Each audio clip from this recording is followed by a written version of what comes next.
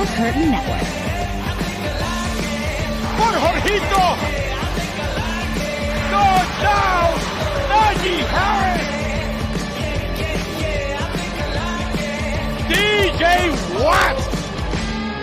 What is up, Pittsburgh Steelers fans, and welcome back to another episode of the Steelers Preview as we get you ready for Week 5 prime time. Pittsburgh Steelers, Dallas Cowboys. I'm Jeff Hartman, joined by Bryan Davis and Dave Schofield. Welcome back, Dave, but Bryan first because you're next on the screen. What's up, Bryan? How's it going? I'm so glad to be here as always with my buddies Dave and Jeff. Hey, the Steelers are 3-1 and playing the other America's team, the runner-up, the sloppy second America's team. Sloppy seconds. Okay. I honestly, God, wasn't expecting Dave to be on the show, but he's joining us from Big Brosco's, I guess it's his rec room or basement or something. But Dave, welcome to the show. How's it going? Hey, it's good. I hope my setup's okay because I have my computer, but Big Bro's mic and headphones. I did not think I was going to be joining you, but it worked out that I could. And I'm like, that's what I'd rather be doing right now. Rough day, emotional day, but I'll just have to tell you this. My Steelers family, you had representation. Because it really meant the world to me that when Brian Anthony Davis made a long trek and came to my mother's funeral today, and he represented Steel Curtain Network, Fans First Network, and all of our Steelers family. And that just really meant the world to both Big Bro and I. So, Brian, we just want to thank you for what you did for us today on a day where having more family is a really good thing. Absolutely. And our condolences for sure, Dave. And, we've tried to fill in as best we could this week for you, and you'll ease yourself back into it and be fine. Wish I could have made the trip today, but life, man. Brian represented well. You were all on his shoulders. Very good. I appreciate Brian for making the trip. Let's talk about this upcoming game and let's focus on the Steelers. And man, this is a game that's weird. I think this is an odd game. And a lot of the narratives, in my opinion, when I look at this game and look at the numbers, look at the statistics, are similar to what we saw last week against Indianapolis. And what I mean by that is it just seems like, at least on the defensive side for the opposition, there's a glaring hole. And yet last week, the Steelers really couldn't exploit the rush defense of the Colts. Can they do it this week against the Cowboys, who also struggle against the run? But that's just my own personal thought. Bryan, when you think about this upcoming game, what comes to mind for you? I think of a 5-star matchup like you put in the title. Think of two teams that one team that should be undefeated, and another team that a lot of people had being 0-4 or 1-3 coming into this game, being the Steelers. So when I say should be undefeated, based on the preseason, based on the offseason, and everybody thought that this could be the Cowboys finally getting their year. They finally signed their wide receiver, but things aren't right. And that kind of scares me. But I kind of think of a team that underachieves versus a team that overachieves. All right. Dave, what about you? When you think about this upcoming game, like what goes on in your brain? Well, I'm not like many other people that I just see this as the huge rivalry and the Steelers hate the Cowboys, everything else. They just don't play often enough for me. And they played in that Super Bowl my senior year of high school, but that still didn't move the needle for me either. Just because it's funny, I feel really old, but yet I guess I'm a little bit too young to really take that in. So to me, it's just what I would call a quality NFC team that you want to be able to get a victory over. And frankly, I don't know about you guys, this Cowboys team kind of reminds me of like the earlier Killer B era for the Steelers, where they had all kinds of offense that they could get going, and a lot of times they did, but you didn't have the defensive side of it that you had been known for in the past, especially now with the Cowboys dealing with the injuries that they're dealing with. Absolutely. And so that was going to bleed into the injury report, because I think the next topic of discussion is who's going to be available for both of these teams. So Dave, if you don't have it, I have it, but do you have it up? Yeah, I do have it because I just figured that was my job. But hey, Jeff's been filling in I've been getting the injury report ready for him as best as I can, and he's been getting the real thing out there for me. So it doesn't matter if you want to do it. No, if if you have it, man, this is your thing. Go for it. Read the Steelers injury report. Okay, so for the Steelers, here we go to knock out a couple things. Cam Hayward was new today as not playing because it was a Thursday. So not even newsworthy, not even worthy saying anything else.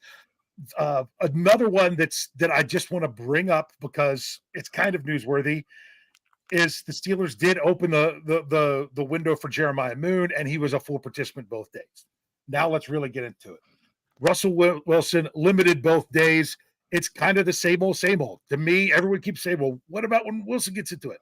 Give me a day he's not limited, and then we can start having the conversation.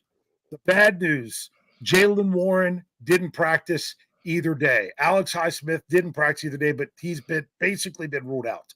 Michael Pruitt didn't practice either day. Cordero Patterson didn't practice either day. So it's not looking good right now for Warren or Patterson. Not to take an aside, but to me, if there's going to be a guy out of those two that Coach Tomlin would be more likely to play only practicing on Friday, to me, it would actually be Patterson, even though he hasn't been here as long. Some good news. Isaac Seumalo, full both days. Nick Herbig went from not practicing on Wednesday to limited on Thursday. Keanu Benton went from limited on Wednesday to full on Thursday, so that's a good thing. And then there was one new player actually due to injury on Thursday, and that was Larry Ogunjobi with a groin, limited, which sometimes that one gets scary because when you're limited on a second day of practice, did they hurt it in practice? But we also got to remember this is Larry O, and it's nothing for them to rest him as much as they can. Yeah. I mean, what's another week with Larry Ogunjobi on the injury report? I mean, we got pretty used to that the first 2 years in Pittsburgh. But Brian, when you see the Steelers injury report today for Thursday, what do you think? A lot of what I expected. The big thing would be getting Isaac Seumalo back. I wonder if this was hastened. I mean, I know he was close the last couple of weeks, but I wonder if this is hastened because of the injury to James Daniels. I don't know if that's the case. It doesn't matter. It's just get him back, get him healthy. And that is going to be a big deal for the Steelers. As far as the running back situation, I think fans as well as me and a lot of other people are getting excited about what Cordero Patterson brings. So I think I think that's huge. When they only went 4 wide receivers 2 weeks ago against the Chargers, and the reason was because of his versatility. So I think his versatility is something that we kind of foreshadowed in the preseason, and I think that's going to be a very big deal. I agree with Dave, by the way, and he took the words right out of my mouth, that there was a player that could come in on Friday and practice even on a limited basis and maybe be considered questionable. It would be Cordero Patterson, and it would be deemed a game time decision. I don't see Jaylen Warren playing this week. I could see that if Friday dictates that on the injury report, but we're going to bring up the super chat because it does tie in with what we're talking about. Sean Manahan gives us $5 and says, who do you expect backing up Najee Harris at running back on Sunday? Well, I mean, they have a Shamklin. I think it's Shamklin if you pronounce it right. If you're pronouncing all of the consonants, then you have to say Shamklin. We'll just call him ShamWow. Yeah. The dude was a substitute teacher last year in his time where he was looking for like a gig in the NFL. So like he's just going to be called the sub. So I'm going to call him the substitute teacher. And so I think it's him. But there's no one else on the practice squad, is there, David? There's not another running back on the practice squad, is there? Jonathan Ward. I actually thought Ward would be who was elevated last week, and they chose Shamklin. So because Ward has more NFL experience. But they could promote him for this game. If Cordero Patterson doesn't play, Ward could get a promotion. If Patterson and Warren are out, they will promote one. And now remember, technically they have one more roster spot open, but I think that's going to be for Moon if he's available. Yeah. Now, we'll talk about the running game here in a second, but I want to go over to the Cowboys side of the injury report and see what's going on over there, because that's interesting. They have a lot of rested players. Dave, get the hell out of those guys. No one cares. So, yeah. What do you got? Okay, so we've got Safety, Marquise Bell, ankle. He was full both days. Why did they even put him on there? I guess so. Cornerback Kalen Carson, shoulder, has been limited both day. Brandon Cooks with a knee, didn't practice. The word is he's out. He's I mean, out. He had to have surgery due Yes. to an infection in his knee. Yeah. Now, did the team announce that, or was that just one of the Ian Rappaport, Adam Schefter reports? I've been out of it a little bit, so I don't know. I don't if know, Dallas but said it. when you've got pus coming out of your knee, Yeah. Remember Marquise Pouncey when he You know, had that we infection? were talking about that one. Big Bro and I were talking about that when I saw that news about Cooks, remember Pouncey, because that happened the day after my youngest son was born, when that happened to Pouncey. And then he almost lost his leg due to infection, like October. Yeah. Because they thought maybe he would possibly be able to come back, and that didn't happen. Because that was when you had to designate someone for return, when you put them on IR, and they did with him. Yeah. And they kept on So, asking unless I'm getting my Tomlin. years mixed up. Because I remember they kept on asking Tomlin, like, what about Pouncey? Because he had broken his leg earlier in preseason, I think. And he's just like, no, he's not ready. He's not ready. It turns out there was an infection after surgery. So anyways, Dave, go ahead with the All right. So then we got a couple guys that were rest. So forget the rest guys. But one that's interesting. Well, we all already know that Lawrence, I can't remember his first name right now. DeMarcus. I almost said Dexter. We know that he is already put on IR. So he's not on here. Micah Parsons, this was the one that people were like, hey, he's a guy that's never missed a game. Is he going to play through it? Didn't practice either day. That one would surprise me so much if he's actually able to play. But I'm sure we'll hit him up. But let me get through the rest of them real quick. Cornerback Trayvon Diggs shows up with an ankle on Thursday. Is that something that happened during practice that's going to keep him, or who knows? Running back Rico, how do you say it? Dowdell? Yeah, whatever that is. He showed up on Thursday with a wrist, but they said he's full. I don't know why they would add him to the list as a full. I don't know. Two players that were limited on Thursday due to dehydration, which was running back Ezekiel Elliott and wide receiver Ryan Flournoy. And then the only other one was a tackle, Tyler Guyton, shoulder, but that was full. So I'm sorry, I'm not laughing at dehydration. It is a real thing. Yes. People have died from dehydration before. I'm laughing at some of these injury reports. Like 2 weeks ago, we had the fibula. Now we've got people being put on there when they were full participants in practice. Like, how do you add what them? The Cowboys doing? I mean, they weren't on there Wednesday. They're added Thursday as a fool. Right. I don't know. They sound like a fool. Yeah, they do. Pity the fool. Brian, what do you think about this injury report from Dallas? I was watching the game, what was it, Sunday night, and watching the Cowboys, and when these guys were going down, and then when Parsons went down towards the very end of the game. That was Thursday night. Oh, Thursday. Okay. And I was just please excuse the fans in the background. I was completely befuddled, and I'm like, oh, Parsons will find his way back. He's the kind of guy that I don't expect to miss a game unless he absolutely has to miss a game, but because he's that young, and he's probably he seems like the kind of player that's going to boss the coach around and say, I'm playing. Yeah. Mike Tomlin's not in Dallas. He's in Pittsburgh. So with that, I think it's a big deal if he doesn't play. It's huge. Trayvon Diggs, my gosh, that guy's, to me, he's all world at corner. Guy's really good. So the guy gets a lot of picks. He's all over the place. If he's not in the lineup, well, we saw some people out of the lineup for the Colts last week. It didn't matter at the beginning of that game. But if he's out of the lineup and those other two are too, those are the three big stars on defense. Yeah, it's going to be interesting. I love how Mike Tomlin on Tuesday said, we're going to prepare as if Micah Parsons shows up. The guy's a freak, and you just never know. I mean, so we'll see. I don't think he's going to play. If I was a betting man, I don't think he plays. And even if he does, do you think he's going to be as effective? I mean, think about Justin Herbert again when he played with a high ankle sprain, and that's a quarterback. That's not a pass rusher having to get bend and get around the edge. So it'll be interesting.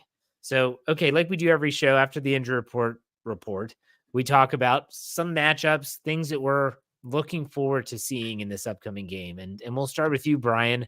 When you think about Cowboys Steelers week 5 Sunday night, what exactly are some matchups or aspects of the game you're looking forward to? Well, I tell you what, if those linebackers are compromised, even the guys in the middle aren't, but the Steelers really need to exploit the middle of this field, and it's tight end time. It really is.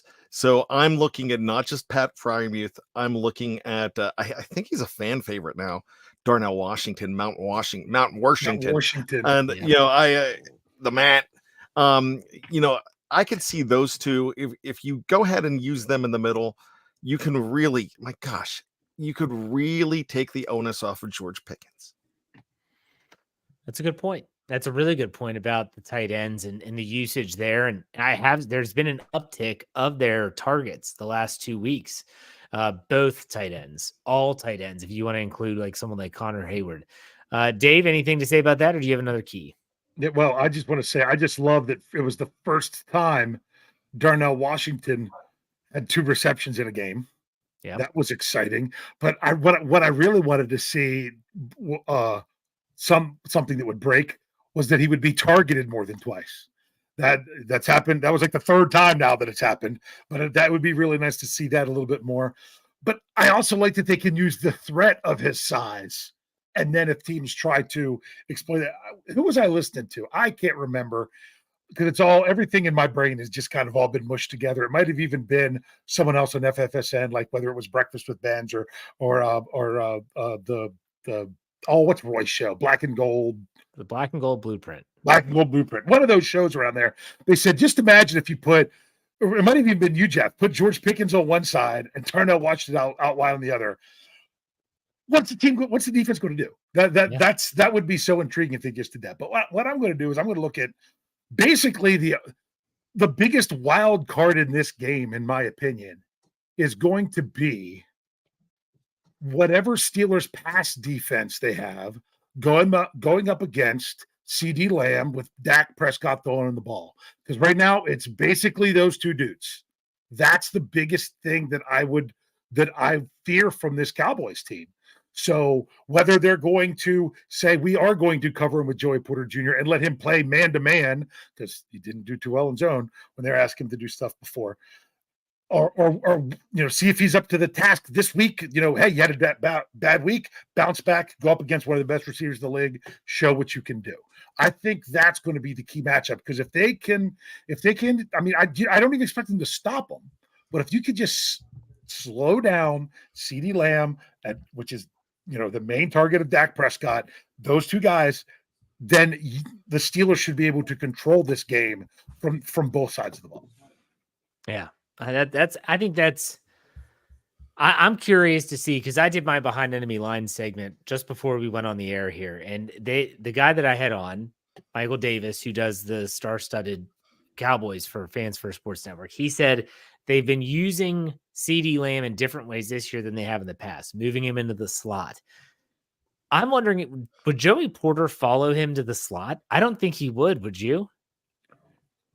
That's above my pay grade. That's for someone for like KT Smith. I'm not a secondary guy. Right. I'd probably sound like a fool trying to answer that. Yeah, I don't know. Bryan, anything to add to that? No, if you ask me, I think he's better in man, and but I think he would. I think they would stick to the zone, though. I think so too. My thing is, I want to see TJ Watt. He is a half sack away from 100. Get it in prime time at home. Well, he didn't get one in Indianapolis, and some people said maybe he was screwed because he gets held every game. People like that. This is not breaking news, but I will say that I think TJ Watt against the tackles of the Cowboys, he could have a really dominant game. And I think they're going to need him to have a dominant game, at least to get Dak Prescott off his point. And I want to see TJ, like you said, Dave, I want to see him get 100 at home, have it be in dominant fashion. That would be fantastic, because they do have a rookie, but he's starting at left tackle. That's Guyton. I think Tyler Guyton. I think he's their left tackle. So maybe this is a game that Nick Herbig, who was limited on Wednesday, full on Thursday, maybe he takes advantage of the rookie. And I don't know. We'll see. Terrence Steele seems to be the guy that would be going up against Watt as well. Yes. Yeah. And so I know that from the guy that I just interviewed for Behind Enemy Lines, he said they're not looking forward to that matchup. That was his words, a Cowboys fan. So we shall see. We shall see. Brian, anything else coming up in this game that you're looking forward to? Well, that was my next one. Watt against the Chip was also going to be a part of Yeah. it. But, Watt after a game where he doesn't perform, that's a lookout Loretta too. So I'm pretty excited for that, and I'm going to be in house for that. So I am going to be That's right. You're going to be there. loving that. Yeah, You're going to get to see him go over 100 sacks, Brian. I'm calling it right now. You're going to watch it. I'm absolutely hoping. I'm knocking on wood because the other way is Don't you dare put that why on not? me. Don't you put that evil on me, Ricky Bobby. My next one was one that Jeff touched on too, Herbig against Guyton. But Najee's gotta go off one of these days.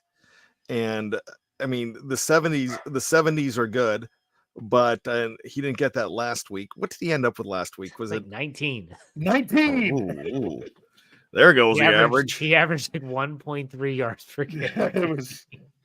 The running game's got to get going. But if you look at the short passes, 2 running backs as an extension of the run game, then it wasn't so bad. Yeah, and I'll take that. Technically, that was a screen pass that he busted down there. So I'm not concerned about rushing yards. Just feed Najee. If he's hot, he's hot. And Najee, go out of bounds. Okay, there's another Harris that was in Pittsburgh, and people used to make that joke in the late 70s or the early 80s that, well, there's Franco going out of bounds, but he added years to his career because he did that. And but he would get the first down. He was still very effective in the 80s. So I would like Harris to do the same. This Harris, Najee, to do the same thing. I think Najee is getting a bad rap, but I want him to be the star of the game. Yeah. Now, Dave, I want to ask you a question, not to jump the gun. You'll still get your opportunity. Do you think, let's assume that Isaac Seumalo's back and he's at left guard and Mason McCormick is at right guard. Yes. Do you think this is an offensive line that is built to just run the football and not so much like, let's just road grade the hell out of the Cowboys who are giving up, 146 yards a game on the ground? I would love to say that. My biggest concern is it's great to have Isaac Seumalo back, but he wasn't looking too strong in the preseason before he got hurt. So I think there's a great potential for that. I know you hate that word, Jeff, but I actually want to see Isaac Seumalo back and strong at left guard, and that Mason McCormick is just as fine being at right guard, which he said he was, because that was kind of where he sees his path to the Steelers starting lineup in the first place. Because, people thought about that with James Daniels coming to the end of his contract. Now he's out for the season. That's the spot that he can grab. I would love to say it's something they could do and do a good job, but I really am going to need to see a little bit more. And I don't know if it's ready to click this week. It is a nice time to do that. Prime time at home against a team that hasn't been very good against the run, that is down 2 of their front guys on defense. It would be a great time to do it.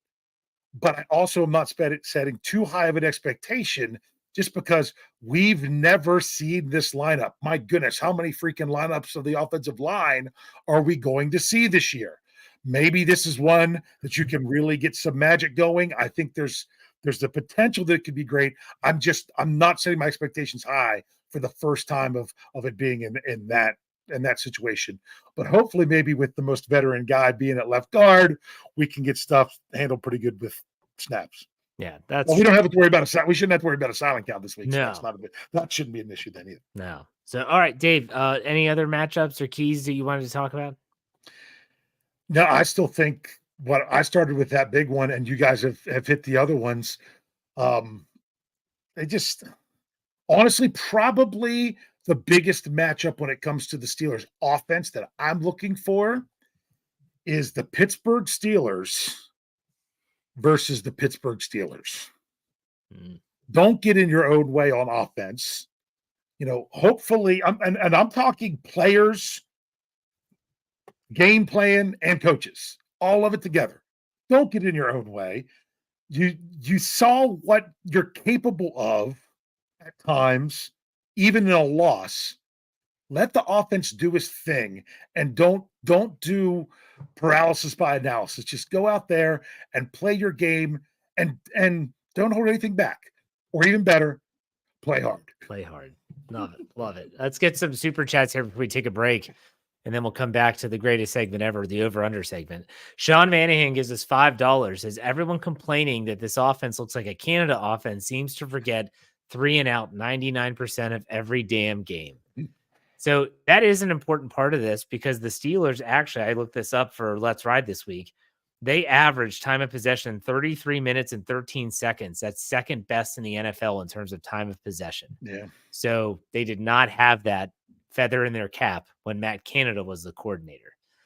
Eamon J. Singh gives us $1.99. He said, could they do a quarterback switch after the bye? And they could do a quarterback switch whenever they wanted if they feel that Russell's ready and he's an improvement. But did you notice? Who cares about the bye? This is week 5 against Cowboys. Exactly. But did you notice, though, Mike Tomlin, for the first time on Tuesday during his press conference, he cracked that door open and said, when he was asked, could you stay with the hot hand? He said, yeah, he's got to keep winning. He's got to keep playing good football. It's almost like he said, listen, kid, go out there and prove yourself, and we won't even have this discussion anymore. I like that. Add to the resume. Yes. I think that's mind games too. I think that's, and I love it. Motivating the hell out of him. Yep.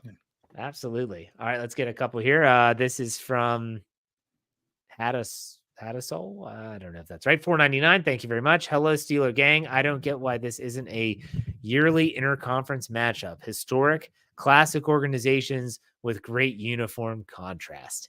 Yeah, I mean, I don't often think about uniform contrast, but you're right. They do have great uniform contrast. I think bottom line is the league has a formula of what your schedule is. And I think if nothing else, they should schedule them more in the preseason. Other than Dallas goes to California for the preseason, that's the one thing you actually have some freedom over. There's a novelty because it's not done all the time, and you have a history. I think if they played all the time, it would just kind of be like, oh, it's Pittsburgh, Dallas again. It would almost be like Yankees, Red Sox, where in the early 2000s that was so big, and then it just was like, this is played out. Like we've seen this enough. So I think if there was a yearly one, for some reason, I think it would be Pittsburgh and Philadelphia. From a regional standpoint, it makes sense. Yeah. All right, let's get the last one here from Dennis Pavlak. He gives us $5. Exactly, Sean. When is the last time he scored a touchdown on 3 straight possessions? In the Canada era? Ooh. Oh, wait, Ever? I'm writing this down so I don't forget to look that up. So when was the last time the Steelers scored a touchdown on 3 straight possessions? I can. That's something I could probably find, not during the show, but maybe I can get that answer for some time. All right. So that's a great question. Thank you very much for the tips from everyone. We do appreciate it. We're going to take a quick break on the audio side. If you're watching live on any platform, we're not going anywhere. When we come back after this break, we are going to have over under our predictions and some trivia, and we're going to reminisce in 90 seconds. We'll be right back.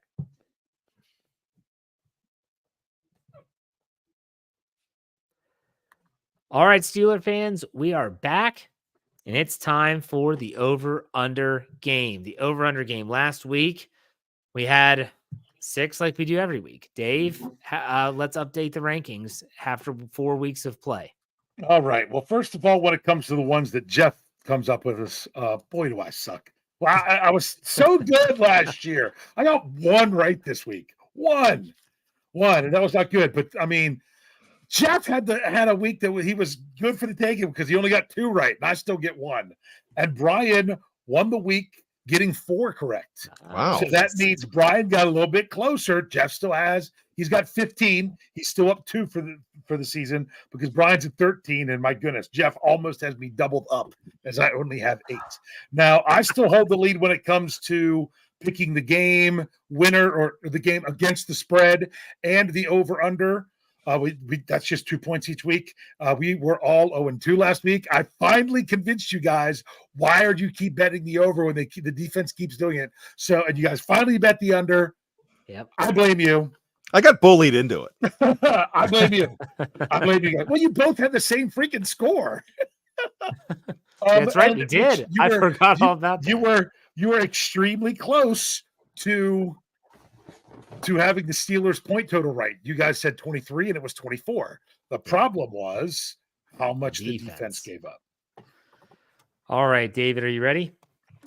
Gotta flip this page, and here we go.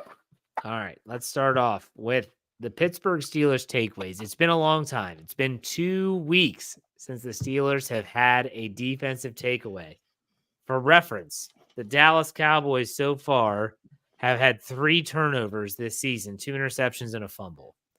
And so I actually have the line. I don't know why. Maybe it's because it's prime time. Maybe it's because it's back at home. Got it at 1.5. Bryan, over or under? It has to be over. I would be smart to take the under, but I just think there's going to be magic in those primetime lights. So I'm going to have to say the over. That's one of the ways that the Steelers will be able to get some advantages in this game, against Dak. And I think this running game, even though they haven't shown the propensity to it, if they get slobber knocked, then yeah, they'll lose the ball. All right, Dave. I'm probably going to surprise you a little bit. I'm going under. I think just to get back on the right track, just get one. Yeah. Just get one and you're good. If you get more than one, that's great. And I'm fine if I get this one wrong. But if you'd have picked 0.5, I'd have taken the over, just because I think they really need to get one 3 weeks in a row without a takeaway from what's supposed to be one of the NFL's best defenses. You can't do that. You've got to find a way to get one this week. Yeah, I am going to go with the under as well. I think they get one. I think it's going to be interesting because I think the Cowboys are going to have to throw the ball a lot because they don't run the ball well. But I still the Steelers have got to get back. Have to too. Yeah, you're right. Let's go to the next one. The Pittsburgh Steelers turnovers. Now, this is also the second straight week where the Steelers have coughed the ball up. I've got this line set at 1.5. Bryan, Steelers offensive turnovers. I'm going under on this. It will be 1. They're going to make that mistake at least once a game. I don't think it's going to be 2. Okay, I agree. I'm going under as well. I think if they have one, it's 1. I hope it's none. I hope they clean it up, but I'm going to go under. Dave, I'm sorry, I just skipped Dave. My fault. It's okay. I already have my written down, so it didn't matter. Okay. We're all in agreement. We're all I'm taking saying prime time at home under the lights.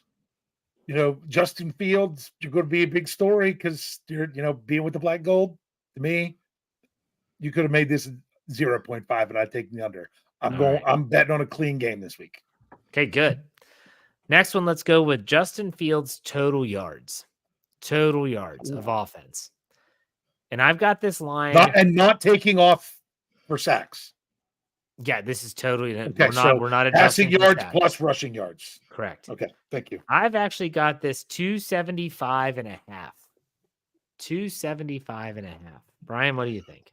Wow. That's lofty. And probably they could probably get it, but I'm going to go ahead and say the under, but just barely. All right, Dave. Go big or go home. That's a large number, which really scares me.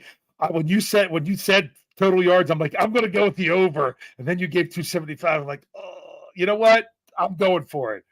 He threw for over 300 last week. I hope it's not as that many throwing. I just hope he also adds a lot running as well. Let's go over, baby. I'm going slightly under. I'm hoping that he doesn't have to run the ball as much as we think he will. I hope, if that's designed, fine.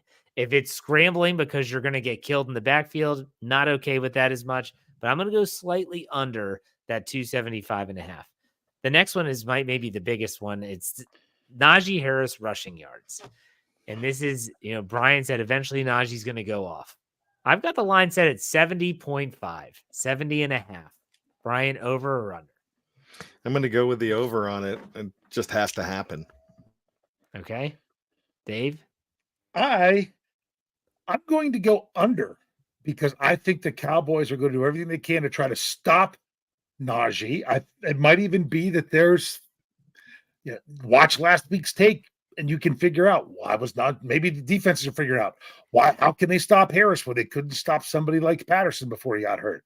Maybe there's a trick to it. Bottom line is, I think the Steelers will find other ways other than Najee Harris running the ball, even if it's another nice screenplay or something like that.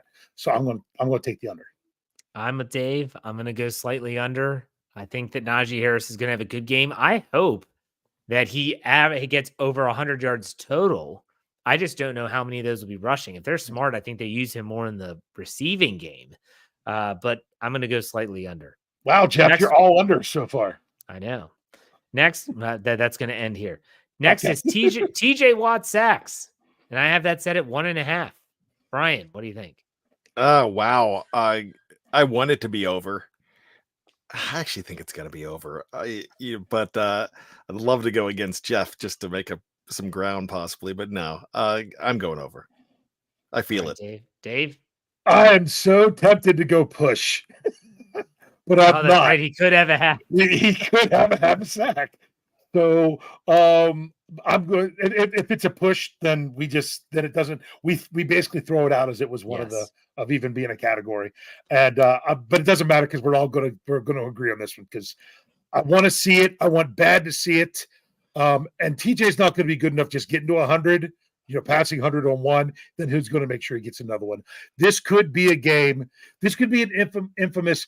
Like TJ Watt versus Cleveland game where he just ends drives and just takes over, especially playing against a team of another player that was already posing himself by saying the right things that was possibly going to be this year's defensive player of the year, which is a shame that you can almost predict that just based on how they're built up before anybody takes a snap. Going against that team, I just love to see TJ just balls out. So to explain, I'm going to go over as well. So after last game, the Steelers, if you pay attention to their post-game press conferences, did not have a defensive player go in front of the media. Cam did not. TJ did not speak. I was like, that's interesting. So far, we've heard from Cam Hayward this week. We've heard from some other guys. Haven't heard from TJ yet. I think TJ's really pissed off. He is really hacked off at a lot of things, probably at himself for the way he played last week. He probably thought he played poorly. He's probably pissed off about getting held a lot, which happens every week. I think TJ's going to go off. This is a game where he takes over. I'm going over. I wouldn't be surprised if he gets a hat trick, to be honest with you.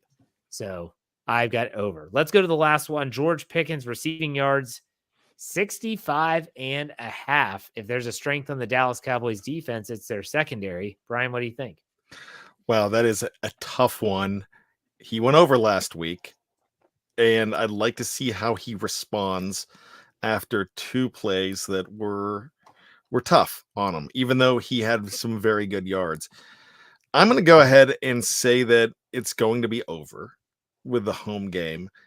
Yeah, I feel like it could be. I'm taking both of them over Najee and George. So let's go over. All right, Dave. I'm also going to go over on this one simply because if you'd have done the same line as Najee, it would have been interesting. But until someone else shows that they're going to have more receiving yards constantly, then I still think it's going to be Pickens being up there. And I think 65 is really a good place to go. I think he could get the 70. So let's do it. I'm going to go over as well for sure. And he could also go for 140, and that wouldn't shock me. Yeah, absolutely. Absolutely. All right, so let's talk about the game picks and predictions. To give you the latest line, the Steelers are giving 2.5 points at home versus the Cowboys on the money line. The Steelers odds are minus 135, whereas the Cowboys are plus 114. The over-under is 44 points. 44 points. So, Bryan, how do you see this game playing out? I was inclined to go pick the Cowboys in this game just because of nerves and my feeling that I'm the jinx when I go, but that's not the whole time.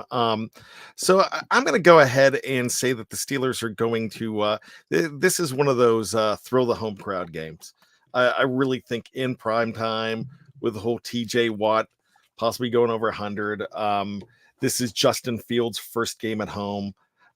I think this has the chance to be something special, and I just feel like Dallas is underwhelming. With that, it could completely backfire on me. I don't. There's a reason why I don't live in Vegas, despite being a diehard Raiders fan, as Jeff thinks I am. But no, there's a reason I don't live in Vegas, because I would probably be in the gutter and not on the show. I wouldn't be able to afford internet. So I'm going to go ahead and say the Steelers are going to win this game. I like 27. So I'm going to say, and their field goal kicker is probably going to get $1 million, because he could hit. This guy's going to hit 70 one of these days. This Brandon Aubrey. So I'm going to go 27-26 in a thriller. Now, Brian, are you? That means he is officially taking the Cowboys to cover the spread. Yes. Correct. Yes. Okay. Now, Brian, do you not have a good streak record right now, like going to games? Are you? No, actually, I'm not bad. I'm pretty good. I need to go ahead. Unless he has to spoon me. I think I'm over 500. I know that. Well, I recently, have you been on a rough streak? Well, I was 1-1 last year. Okay, that's fine. I mean, not too bad. I will figure that out, because I probably could. I could tell you every single game I went to if I look at this schedule. You do that off the air and let us know. Oh, I'm not. Yeah, we don't have time to do that. I've been going. I've been going since 1982, Jefferson. Born. But yeah, I just worry about that. Going and being the cat. I went to Mahomes' first game in Pittsburgh, his second pro game. I'm like, they against young guys, they destroy these guys. He had 6 touchdowns, so maybe not. Okay, Dave, what about you? Okay, What's your so pick? Bad Steelers to win? Steelers on the money line. Cowboys against the spread. All right. Here's the deal. I should know better. I really should, because between the three of us, I have all my picks right from the night the schedule was released. You other two guys, Brian's 2-2. I'm 4-0, and Jeff is 3-1 from when we picked them in May. And that's because Jeff picked them to go 4-0 in the first one. So Jeff was really close. I picked them to have the week 4 letdown back then. Right. And then I said, you know what? We canceled Stat Geek. That's why I'm not going with the numbers this time. And I should have known better. So Stat Geek is back in play. But for this one, this is the infamous bounce back game, especially in prime time at home. I've got the Steelers winning, covering, and for the first time this season, I'm taking the over. I've got 29-22. All right. Those are weird numbers. I like it. That's why I went with it. It's been a weird week. That's why I did it. All right. So I like that, Dave. I like the Steelers to win this game as well. I think it's going to be close. I think that how this plays out, I don't know. But I think the Steelers win 26-20. So I've got them covering the spread. I've got them on the money line, and I've got them with the over. Barely. That 44-point line, I think, is good. There's a part of me that wonders if this thing turns not into a shootout, but if Dallas comes out and just says, we got to sling the freaking rock, because it's the only way they're going to move the ball in the Steelers defense, in which case that could pose a problem for Pittsburgh. So there you have that. But then sling it right back. That's right. That's my answer. Now, I want to get to some super chats here before we move on to the reminiscing with Brian. Brandon Diaz gave us $1.99. Said, Dave, we love you. Prayers to you and your family. Thanks, Brandon. Thanks for everyone that's put those in the live chat as well. Sean Manahan gives us $5. Says Najee always seems to wait till the bye week to start getting with the offensive line room to learn their quirks and how to best run behind them. I can't say that I know that for a fact. But thank you for the tip. We appreciate it. Now, it doesn't sound wrong, does it? Right. No. Now, Dave, I want to give you an opportunity to do something before we go to Brian. We'll do it quickly. And that is, you haven't had a chance to chime in on the Devontae Adams rumors. We did a whole source podcast about it. You were obviously not available. Brian and I have talked about it ad nauseum, it feels like. I'm going to give you the floor and let you talk about what you think, if you have any thoughts at all. The thoughts are, if the Steelers weren't inquiring about it, they would be foolish. Right. There is no reason to not make a phone call. Now, if they are going to offer what is believed they could potentially offer, it all comes down to will the Raiders do it, especially with the Steelers being the next team that on the schedule. Will they wait until that game happens or something of that nature? How they would do that? I just have a feeling the Steelers could potentially get outbid. To look at it from a salary cap standpoint, you can't keep Devontae Adams after this year on his current deal. Right. I mean, you can, but you're talking. I wish I had the numbers in front of me. I'm going from memory. I know it's 30-something 0.6 and it goes up 1 million. I don't know if it's 34.6 and 35.6 or 35.6, 36.6, something like that in base salary for next year and the year after that he has left. I don't think the Raiders ever intended to pay him that money, but you signed that contract with those huge non-guaranteed base salaries at the end, so that way it looks good for where you rank among the highest paid. So I don't.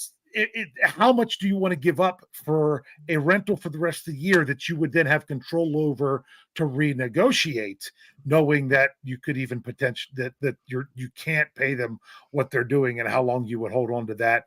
It's intriguing. I would love it if the Steelers made a move. I would love it if it's a move that you don't have to give up a first round pick for. But at the same time, if they get outbid, I get it. Don't give up more than what you're willing to give up. Okay.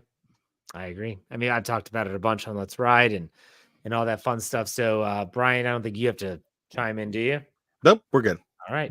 Hey, Dave, set the timer. 90 seconds. Bryan is reminiscing about the Dallas Cowboys and the Steelers. Dave, you tell him when to start. Okay. Well, you know what? I was like, I could have given him a head start, but go ahead, Bryan.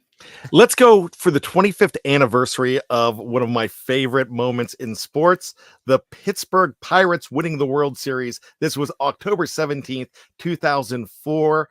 That was the 25th anniversary of that game. So who else better to play than your historical championship rivals, the Dallas Cowboys, with a rookie Ben Roethlisberger going to Dallas to play in that game. It was a crazy game. Dallas came off early, scoring early. Pittsburgh tied it up. Next thing you know, in the third quarter, it was all Dallas, and it's 20-10. My cousins who live in Texas were at the game, called my dad up at the phone. I was at my dad's house, called him up and said, "Hey, Uncle Bill, how about those Cowboys?" And my dad just said, "Hey," he quoted me, "you don't celebrate until there's zeros on the clock." 30 seconds left in the game. Jerome Bettis scores. They win the game 24-20. And then my dad calls them and says, "Hey, how about those Cowboys?" And they still thought they won because they were in the parking lot. They didn't stay for the rest of the game. That's one of my favorite games of all time. You did that in 1 minute and 18 seconds. Nice. And I love that. They still thought how do you leave? Oh, how do you leave? They're like, that's "That's BS.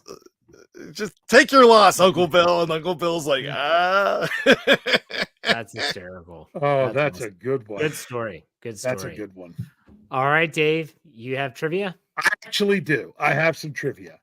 And I talked about it last week going into week 4, that week 4 is not good. That week 4 is not good under Mike Tomlin.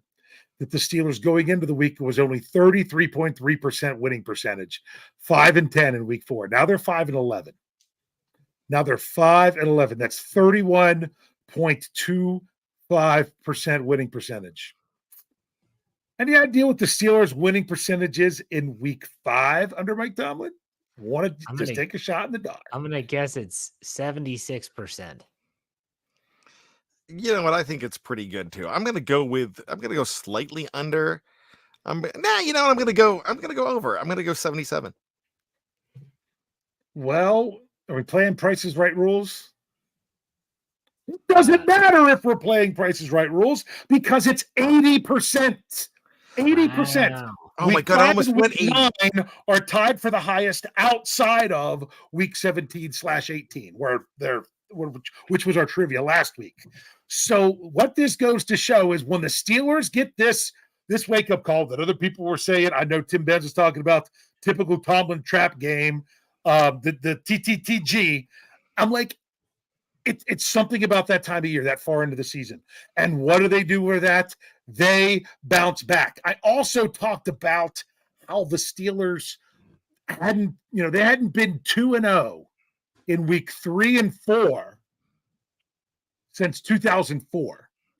So I decided to look back to 2004 again, but this time at week 4 and week 5. Now, they lost a lot of those games in week 4. But and sometimes there was a bye in either week 4 and week 5. But going all the way back to 2004, there's only one time the Steelers have been 0-2 in week 4 and week 5. You know what year that was?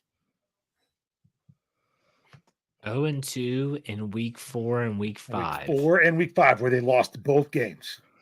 So you're saying, I'm trying to think okay. It's not 2013 when they started out 0-4. No, because they won. Nope, because then they won in week 5. Actually, they didn't win in week 5. They won in week 6. They had a bye in week 5. Because they played in London against. They played in London in week 4.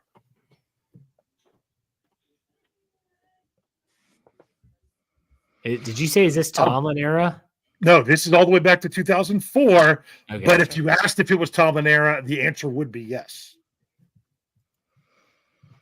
I don't And know. I'll even give Brian? you another hint. It was not Ben Roethlisberger. 2010? Because he was suspended for the first one. He was suspended for what, 4? 4 games? It was 6 down to 4. That's a great guess, but they had a bye week in 2010. They were 0-1 in 2010, but they weren't 0-2 because one of those games was a bye. Got it. So I have to give you kudos for that one. That was pretty close. 2019. 2019 was not because they were 1-1. Yeah, Because beat they Cincinnati week 4. lost to Baltimore one of those weeks, didn't they? That was when Mason Rudolph almost died. But 2019 was when they didn't win a game until week 4. They won. They were week 4. 0-3. They were 0-3 because that's why they didn't fall in. That's one of those few wins that they had in week 4 because That's you true. couldn't fall into the trap when you're sitting 0-3. I'm gonna have to go 2013. No, Okay. I'm sorry. I just said no. 2013. 2014. But 2014, they were 1-1. 2013 was a lot like Jeff's guess in 2010. They had a bye in there. They didn't. They were 0-1. They didn't have a chance to go 0-2. Okay. I'm going to go ahead and tell you, it was really recent. It was 2022. It was when during week 4 They went to Kenny switched Pickett. to Kenny Pickett, Yeah. Lost to the Jets. and then the next week in Kenny Pickett's first Oh, start, Buffalo. they He got gets blasted in Buffalo. That was the game, Dave. You came to my house. It wasn't on TV. I got all pissed off, and we had to drive to your house. It was over before we started watching. And I thought you were coming to my house, so I started cleaning real quick. And I'm like, oh, we just went to Dave's house. I'm like, I started cleaning for nothing. I just figured you paused the game for us. I did that too. But no, yeah, so that's the last time. So that just goes to show you. Now, granted, like I said, bye week sprinkled in there in some of those years. The Steelers have responded really well in week 5. Really well in week 5. I didn't get to dive into those matchups even more just because I haven't had the time, but I could at least look at them that much. So that's why I'm making my picks and doing everything else with a little bit of swagger, because I think this team can have some swagger, and they have too much pride to lay an egg 2 in a row, especially coming home in prime time against in a historic matchup.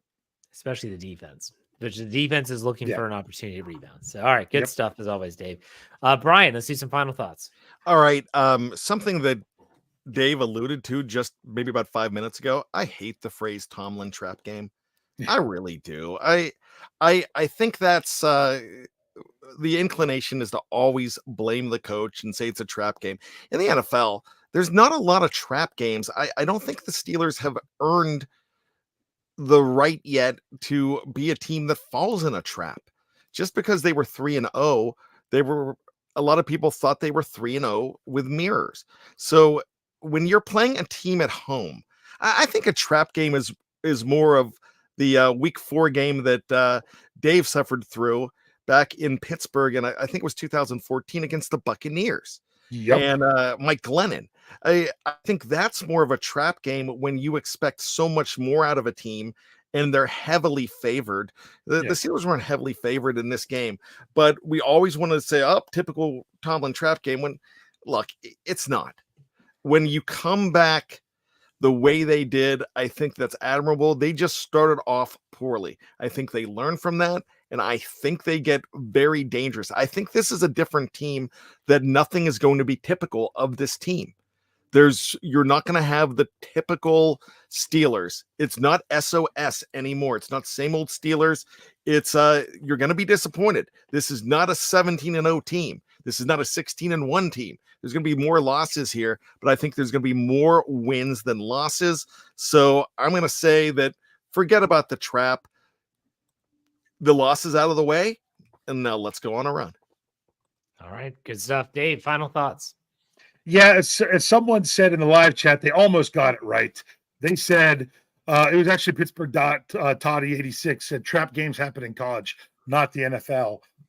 But he could have said a little bit better. Admiral Akbar games, it's a trap, do not happen as much as they have. To me, if it's a trap game, you've got to be favored by at least 5 points on the road or 7 points at home. That to me would be one that would qualify more in that category, and that's not the case. But to me, this past game went to show people want to blame the coaches so much when the Steelers don't succeed. They want to put it on the coaches. Now, in this past game, it's very simple.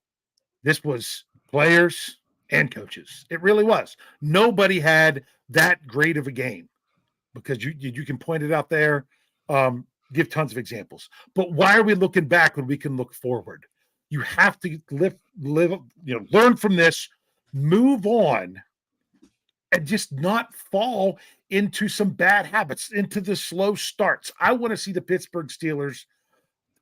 I like it that they've been deferring. I still like putting the defense on the field, not as much to set the tone in the first half. It just feels like you're never out of the game if you're the team that gets the ball to start the second half. So I still want to have the defense go out there and set the tone again, see if they can redeem themselves from the previous week and just show up in prime time. And I can't finish off the show without once again thanking my Steelers family so much for all your support, between the comments from the Scobro show, between those of you in the live chat tonight, for those of you that have commented or even sent messages on X, and even emails. I just really appreciate you all. I hope this was really great for me tonight to have something else on my schedule to do after a very difficult day. And I hope that if you all were ever in a similar situation of things that I've been going through, that you could use us as your Steelers family that could also hopefully have something else in a very rough day that can help get you through it. So I love and appreciate you all. Go Steelers. That's right. Wasn't expecting Dave to be on the show. Super awesome that you joined us. Thank you very much, Dave. I do appreciate it, and it's been fun as always. Let's hope for a Steelers win this weekend, huh? And Dave, why don't you send us out like you always do? Hey. We'll see you next week on another Steelers preview.